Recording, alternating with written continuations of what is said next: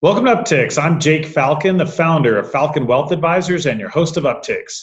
Today is our 96th episode, Maximizing Social Security. All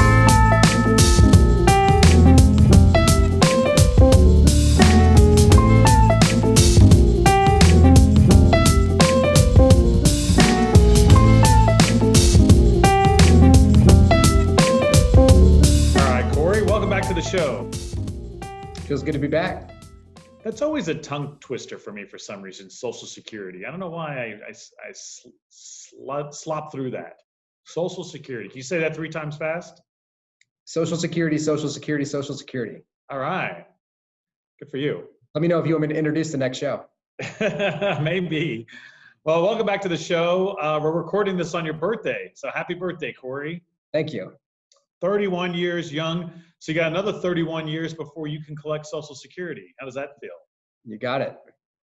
I'm not sure how it feels. Haven't given it a whole lot of thought. So for you and I being retirement guys, obviously maximizing Social Security is something that you and I talk about very frequently with our clients. And so for today's show, I wanted to talk about how Social Security works, when you should collect it, and ways to maximize it. That's really what I want to talk about with you today. So let's first just dive right into it. So how does Social Security work? And it's very interesting to me. I'm reading a book about retirement planning right now, and they made a very good point. And basically, for people currently working, their Social Security tax, which is about 6% of your wages, so you pay in about 6%-ish, and your employer matches that and pays about 6%, all goes to the Social Security Administration. And that money goes not towards your own pool, it goes to the people that are receiving Social Security benefits today, which to me is a definition of a Ponzi scheme. What do you think about that, Cory? That's an interesting way to think about it. I can't help but wonder if people had the option to either pay into Social Security or if they had the option to keep that money for themselves and invest it, but then they're responsible for their own retirement, what that would look like. But again, in theory, that idea gets blown up because the people that are, you and I paying into Social Security, we're paying into it for people that are already drawing from it. It's not our own benefits. Yeah, it's not your money. So there's always a joke that a lot of our older clients will say, well, my kids, I'm getting benefits, but my kids aren't getting anything. So thank you for paying for my Social Security. But it's true a little bit. So that the people that are employed today are paying, which I think is okay. I think culturally speaking, we should honor our elderly, right, and take care of them, which I get. I just don't like that money that they're taxing you and I and our clients on that are working is not going to our own benefit. It's going to somebody else. You're right. If the money was invested appropriately, they probably wouldn't have that problem, and they wouldn't have to fabricate their own. It is a Ponzi scheme, in my opinion. I think it is. I mean, hopefully I don't get in trouble with that. But saying that, freedom of speech is still a thing, I guess. But that's what a Ponzi scheme is. A Ponzi scheme's definition, according to my understanding at least, is using new money to pay out existing shareholders or investors. So that's what they're doing. They're using new money that comes in the form of tax dollars that you pay to pay out other beneficiaries that have been owed that money. Ponzi scheme, very classic. So anyways, so that's probably on a government watch list now. I don't know. I don't get it. I don't agree with that. There's got to be a better way to do it. But anyways, so that's how it works. Now, not everybody is eligible to receive Social Security. So in order to receive Social Security, there are several things that apply. But for today's topic of the show, generally speaking, you need to work at least 40 quarters. So that's roughly 10 years. So, you can work a quarter and then take off a quarter, then work a quarter, or work a year and take off a year. But your cumulative work career needs to be at least tally up to 10 years. And actually, when they're looking at calculating your benefits, they take the average of 35 years. So if you only work 10 years, the other 25 years go into your average as zeros. So any work experience is better than none. So a lot of people will say, I started working later in life, or I had kids and I stopped working. Should I go back to work? If you don't have 35 years experience, in my opinion, it might almost always make sure to continue to work if you wanted to potentially increase your Social Security. Do you have any points on that or thoughts? I think if you only have 30 years, for instance, it's good to have an idea of what those 5 zeros, what impact those actually have. That probably weighs in the decision-making process also. Right. Right. And also, if you're married to someone, you may qualify to receive Social Security even though you have no credits or no benefit. You Right. have no working hours. So again, it depends if you're married, if you're divorced. And so I think they made a change some of the rules, but there used to be 80 different ways to collect Social Security depending on if you were married or not. I think some of those still apply, but I know they changed the rules also on that. It's still very Um, complicated. yeah, yeah. So, but if you're single and employed, you need to have at least 40 quarters, and they take an average of your 35 years work experience to calculate your benefit. So that leads us to the question then. Okay, so a lot of people started working, in their early 20s. So 35 years is only your mid 50s. So when do you start collecting Social Security, which is the $1 million question? Cory, why don't you go over when you legally can start and when you maybe max out? When is the latest you would ever want to start? The earliest that you can start collecting benefits is at age 62. Your benefits are reduced at that point in time. Everyone has a full retirement age based upon when they were born. For most of our clients, that's somewhere between 66 and 67 and a half generally. Depends upon when they were born. Age 70 is when your benefits no longer continue to grow. So I don't know if I've ever seen a situation where it didn't make sense for somebody to start taking their benefits at age 70. Right. So you have all these checkpoints in between age 62 and 70, or somewhere in between you'll hit what your quote unquote full retirement age, and you get a different dollar amount depending upon what age you turn it on. Exactly. And one quick common misconception I want to point out is I think people have a tendency to think I can only start collecting benefits at 62 or my full retirement age or 70, because those are the three ages that are highlighted on their Social Security statements. Right. Once you turn 62, you can, every single month it continues to accrue, and you can turn those benefits on. So you don't have to completely plan your retirement around those ages for that reason. Yeah, exactly. Good point. And so that even begs the question of more, when do I take it at 63, 64, Yep. 65 when Medicare kicks in? When do I turn this thing on? And my quick answer to that is you want to look at your financial plan. And so for all of our clients that have a financial plan, which is most all of them, you can obviously opt out if you don't want one. Most all of our clients have a full comprehensive financial plan. There's this pretty neat calculator that we offer that coordinates with your financial plan. So the first thing is we set up a plan. Has all of your assets, all of your liabilities, your retirement goals, when you want to retire, how much you want to spend, all of that stuff in there. And then we just turn on the Social Security optimizer, and that will tell you, based on taking it throughout different checkpoints, what that's going to look like for your financial plan and for your lifetime benefit for Social Security dollars. So that's the easy answer. If you really want to know, we can take a look at your financial plan. If you don't have a financial plan, or if you're working with an advisor that hasn't brought this up yet, you should reach out to them or reach out to us at Falcon Wealth Advisors, and we can run this analysis for you. And that's a good way. The issue is you're dealing with uncertainty, right? None of us know, what the future holds, and so it's always going to be a little bit of a risk, right? Some people will say delay it. Well, if you delay Social Security until you're 70, well, now you've got to live X amount of years, and everybody has their own unique break even. It's typically, what is it, Cory, about 10 years or so plus? A little longer.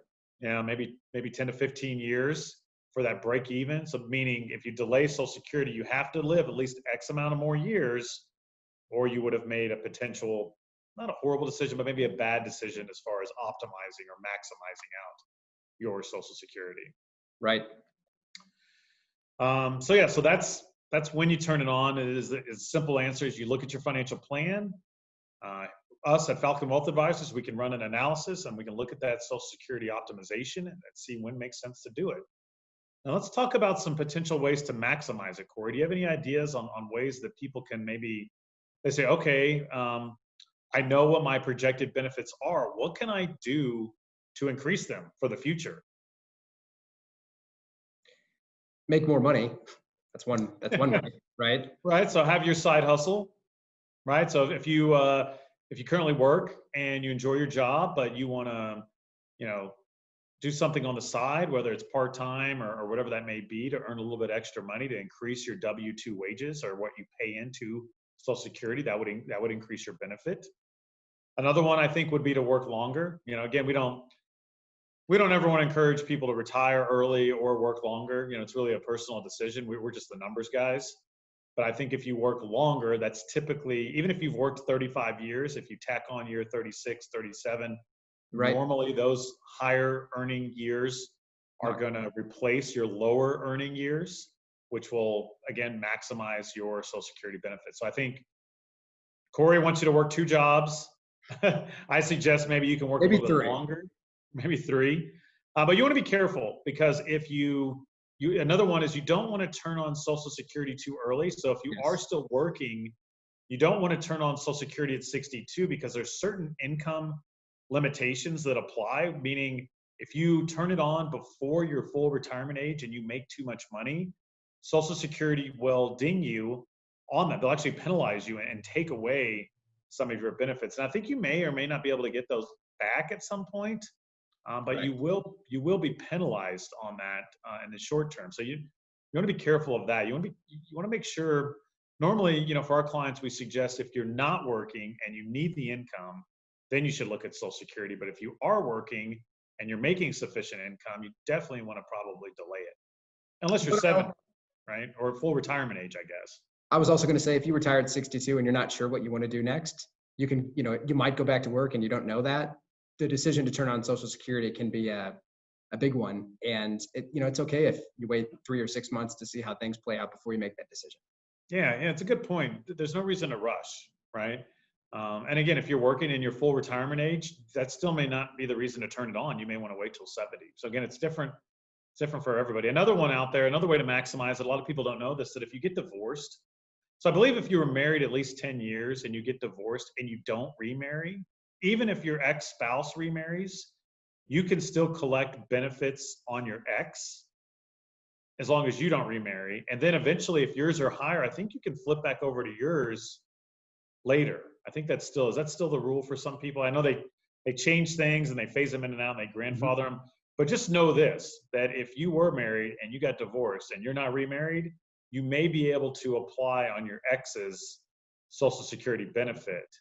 Now, the good news for your ex is that won't impact their benefit or their current spouse if they got remarried. So it doesn't impact them at all.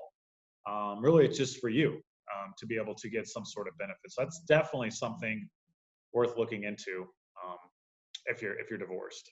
And I think one other quick thing to add as far as maximizing it goes, Jake, this is maybe a little more qualitative, but just this, while it's generally good advice, just trying to take care of yourself, because the reality is a lot of the strategies to maximize those benefits, particularly if you wait longer to start collecting them, like you said, there's a break even.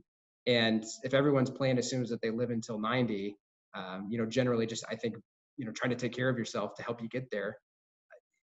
If you don't do that and, you end up, leaving sooner, the reality is that, those strategies, it's one small thing that people do at least have control over, I guess is my point, that can help them in the long term in many ways. That's good advice. That's good advice. Yeah, that makes for a much more enjoyable retirement. The healthier you can keep yourself. That's a good point.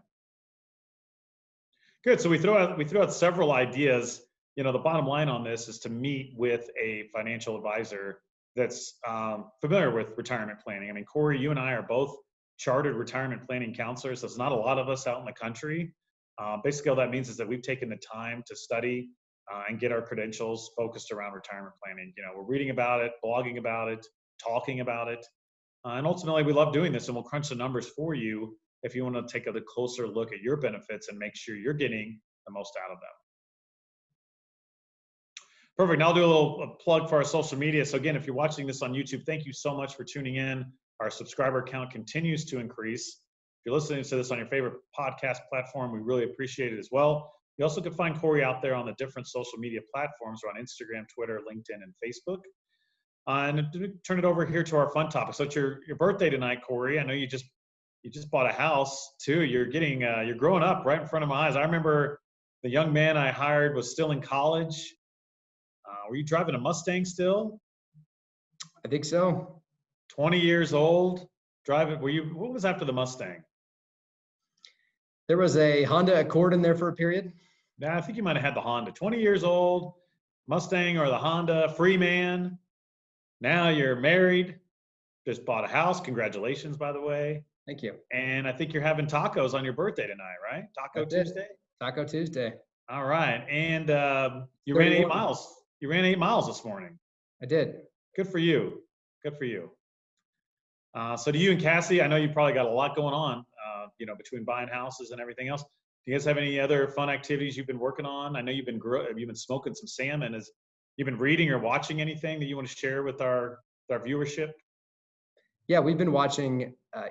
We've been watching The Sopranos. I know it's an older show on HBO, but I've heard, I don't know how many people rave about it over the years. And we watched, the first episode of the first season, I don't know, a month or two ago, and got hooked pretty quickly. And it's great. And I think that was really one of the shows that sort of paved the way for, Sure. almost the move toward television, almost away from movies in some sense, of having, a 5, 6, 7 series show, particularly on a channel like HBO.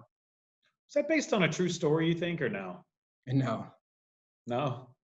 Not that I know of. It'd be quite the story if it was. I think the whole idea, though, is it's, they've tried to make the show as authentic as they can in terms of where they record, the people that, the actors that are in it, et cetera.